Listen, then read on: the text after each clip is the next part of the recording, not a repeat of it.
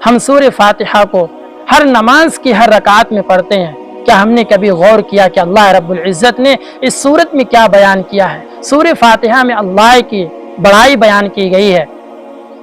الحمدللہ رب العالمین کہ تمام تعریفیں اللہ کے لیے ہیں جو تمام جہان کا، تمام عالم کا پروردگار، رب اور پالنے والا ہے۔ عالمین یہ عالم کی جمع ہے۔ وَهُوَ كُلُّ مَا سِوَى اللَّهِ تَعَالَى كَعَالَمِ الْمَلَائِكَةِ وَعَالَمِ الْإِنسِ وَعَالَمِ الْجِنِّ وَعَالَمِ الْحَيْوَانِ کہ اللہ تعالیٰ کے سوا تمام عالم، فرشتوں کا عالم، جناتوں کا عالم، انسانوں کا عالم اور حیوانوں کا عالم کہ تمام عالم کا پروردگار ہے۔ الرحمن الرحیم جو بڑا مہربان نہایت رحم کرنے والا ہے۔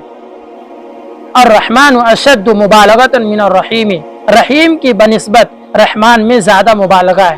قال ابن جریر الرحمن لجمیع الخلق والرحیم بالمؤمنین کہ رحمان تمام مخلوق کے لیے ہے اور رحیم مؤمنین کے ساتھ خاص ہے۔ اسی وجہ سے اللہ رب العزت نے فرمایا سورہ طٰہٰ میں الرحمن علی العرش استویٰ، اور سورہ احزاب آیت نمبر 43 میں فرمایا وَكَانَ بِالْمُؤْمِنِينَ رَحِيمًا۔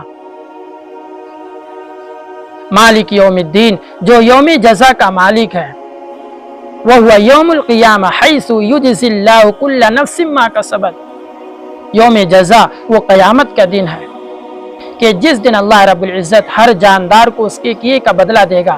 ایاک نعبد و ایاک نستعین کہ ہم تیری ہی عبادت کرتے ہیں اور تجھ ہی سے مدد طلب کرتے ہیں۔ ای لا نعبد الا ایاک کہ ہم عبادت نہیں کرتے مگر تیری ہی۔ ای لا نتوکل الا علیک کہ ہم بھروسہ نہیں کرتے مگر تجھ پر، یعنی ہم صرف تجھ پر ہی بھروسہ کرتے ہیں۔ وہو کمال الطاعہ اور یہی کمال طاعت ہے کہ اس آیت میں تمام دین مرکوز ہے کہ اللہ کی عبادت کرنا، اللہ کے سوا کسی کو شریک نہ ٹھہرانا اور اللہ کے سوا کسی سے مدد نہ مانگنا۔ لہذا ہمیں بھی چاہیے کہ اللہ کے سوا ہم کسی سے کچھ نہ مانگیں۔ اہدنا الصراط المستقیم ہمیں سیدھے راستے کی ہدایت عطا فرما۔ صراط الذین انعمت علیہم غیر المغضوب علیہم ولا الضالین،